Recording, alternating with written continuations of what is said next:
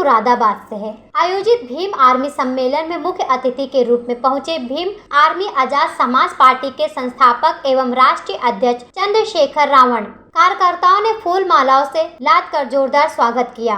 इस मौके पर उन्होंने महात्मा बुद्ध और बाबा साहेब की चित्र पर पुष्प अर्पित कर श्रद्धांजलि अर्पित की। इस मौके पर उन्होंने कहा कि बाबा साहेब का संदेश शिक्षित बनो, संगठित रहो और संघर्ष करो, इसको आधार बनाकर उन्होंने कहा कि अपने 2 काम तो किए लेकिन संघर्ष नहीं किया। अब समय आ गया है संघर्ष करने का। पीएम मोदी 8 सालों में 16 करोड़ रोजगार नहीं दे पाए और विदेश से चीते लाकर उनकी आवभगत में लगे हैं। काला धन नहीं लाए, प्रधानमंत्री आवास में मनमानी हुई। इसी बीच चंद्रशेखर रावण ने मीडिया के सामने ही मीडिया को बिकाऊ कहा और भाजपा सरकार का गुलाम कहा। तो उधर आजाद समाज पार्टी के चीफ चंद्रशेखर रावण सभा को संबोधित कर रहे थे, तो इधर आजाद समाज पार्टी के कार्यकर्ता चंद्रशेखर रावण के सामने ही पत्रकारों के साथ अभद्रता कर रहे थे और उनके साथ धक्का मुक्की कर रहे थे। चंद्रशेखर रावण ने पुलिस प्रशासन को भी कोसते हुए भाजपा का गुलाम कहा। उन्होंने कहा कि वर्तमान समय में तमाम बड़े दिग्गज नेता ईडी और सीबीआई की जांच से डरे हुए हैं, लेकिन भीम आर्मी ही एक ऐसी पार्टी है जो किसी भी कार्रवाई से नहीं डरती।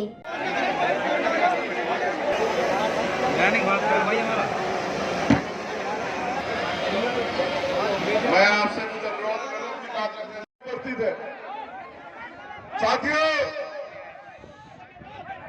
आपकी संख्या ही उत्तर प्रदेश ही नहीं भारत में बहुत है, और जहां तक मैं समझता हूं, महापुरुषों ने जब अपने जीवन का अमूल्य समय आंदोलन में दिया तो उनकी इच्छा शक्ति थी कि जिस दिन हमारे लोग अपनी गुलामी की बेड़ियां काटने के लिए, अपने बुनियादी अधिकार प्राप्त करने के लिए, अपनी समस्याओं को खत्म करने के लिए मैदान में उतरेंगे, अपनी वोट की वैल्यू को समझेंगे, उस दिन इस प्रदेश में और देश में शोषित वर्ग के लोगों का राज आएगा।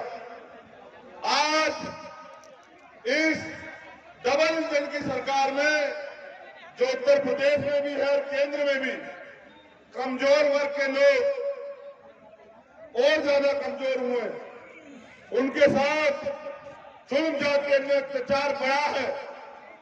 अगर मैं बात करूं बाबा साहब अम्बेडकर की, तो बाबा साहब अम्बेडकर ने कहा शिक्षित बनो, संगठित रहो, संघर्ष करो। मैं अपने नौजवान साथियों से ये अपील करूंगा कि वो मेरी इस बात पे गौर करें। हम लोग शिक्षित भी हुए, संगठित भी हुए, लेकिन हमें संघर्ष किस लिए करना था? जब बाबा साहब अम्बेडकर ने कहा कि संघर्ष करो, तो उनका इशारा ये था कि सत्ता के लिए संघर्ष करो, इस देश की राज व्यवस्था पे काबिज होने के लिए संघर्ष करो। उनका इशारा ये था कि पॉलिटिक्स का मास्टर की राजनीतिक सत्ता की चाबी अपने हाथ में लेने के लिए संघर्ष करो। और हम लोग संघर्ष करते हैं रोटी कपड़ा मकान के लिए। मैं मानता हूं जिनकी सरकार होती है उनके समुदाय को रोटी कपड़ा मकान की लड़ाई कभी नहीं लड़नी पड़ती। बाबा साहब अम्बेडकर स्पष्ट इशारा करके गए कि राजनीति में भागीदारी से होगा। आप ये तय करें मानसिक गुलामी को छोड़ के कि आपका हाथ ऐसे होना चाहिए देश में या ऐसे होना चाहिए। अगर ऐसे होना चाहिए तो उसके लिए आपको काबिलियत पैदा करनी पड़ेगी, और जो नालायकी हमारे अंदर है उसको हमें खत्म करना पड़ेगा। वो नालायकी तब खत्म होगी जब हम 365 दिन अपने राज सत्ता के लोगों के लिए भीड़ जुटाने के लिए पैसे बांटे जाते हैं, खाना बांटा जाता है, गाड़ियां और तेल के साधन दिए जाते हैं, लेकिन आपका प्यार इतना है कि आप अपने साधन पे और बैठने की जगह नहीं है। मैं खुद चल के आया हूं, पूरे ग्राउंड में पानी भरा हूं, मैं कल से देख रहा हूं। मुरादाबाद ने जो सम्मान दिया है उसको मैं जीवन के अंतिम क्षण तक भूलूंगा नहीं, क्योंकि मेरे कैसे लोग बैठेंगे। अभी तो ये किसी और की नहीं मानते हैं, अभी तो ये सिर्फ मेरी मानते हैं। तो आप बैठ गए तो मुझे ऐसा लगा कि अब आपको मुझे वो बात बतानी है जिससे बैठने के बाद और जिसे सुनने के बाद आपको जिस काम को करना है जिससे परिवर्तन होगा। जैसे आप यहां बैठे हैं इसको अनुशासन कहते हैं और जिसके लिए खड़े होने को मैं आपको कह रहा हूं उसको शासन कहते हैं, सत्ता कहते हैं। मैं आपको सिर्फ यही कह रहा हूं कि बहुमत, लोकतंत्र में बहुमत जिनके पास होता है उनका राज होता है, वोट जिनके पास होता है उनका राज होता है। और वोट इस देश के कमजोर तबके के पास, इस देश के बहुजन समाज के पास। और हमारे महापुरुषों ने इशारे में बात कही कि वोट हमारा राज उठ रही है।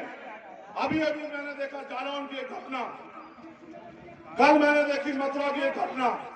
ये सरकार बात करती है बहनों की, ये सरकार बात करती है महिला पढ़ाओ बहनें बचाओ की, ये सरकार बात करती है एंटी रोमियो स्क्वाड की।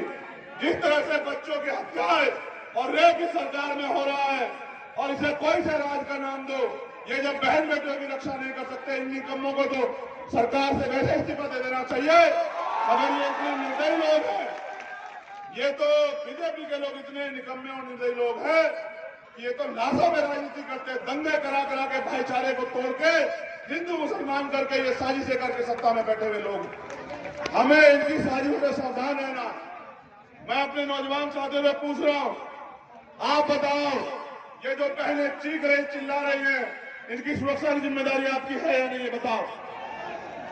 अगर आपकी जिम्मेदारी है तो ये भी बताओ, इन जो अन्याय हो रहा है उसका हिसाब कौन लेगा? इतनी हल्की आवाज में बताओगे तो ये मुरादाबाद के लोग आराम से खड़े रहे, प्रशासन के लोग, इसका हिसाब कौन लेगा बताओ। इस बार अगर किसी बहन की अस्मत पे हाथ डाले कोई, इस बार अगर यहाँ किसी बहन को बेइज्जत किया जाए तो यहाँ के डीएम और एसएसपी कार्यालय में इसी संख्या में जाना, इसी संख्या में जाना। फिर मैं देखता हूँ किसी बहन की जबान से।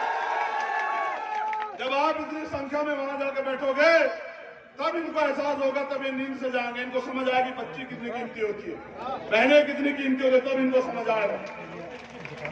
मैं तो आपसे कह रहा हूं, आप देखो और गौर करो, सीए क्यों आया, एनपीआर एनआरसी क्यों आया?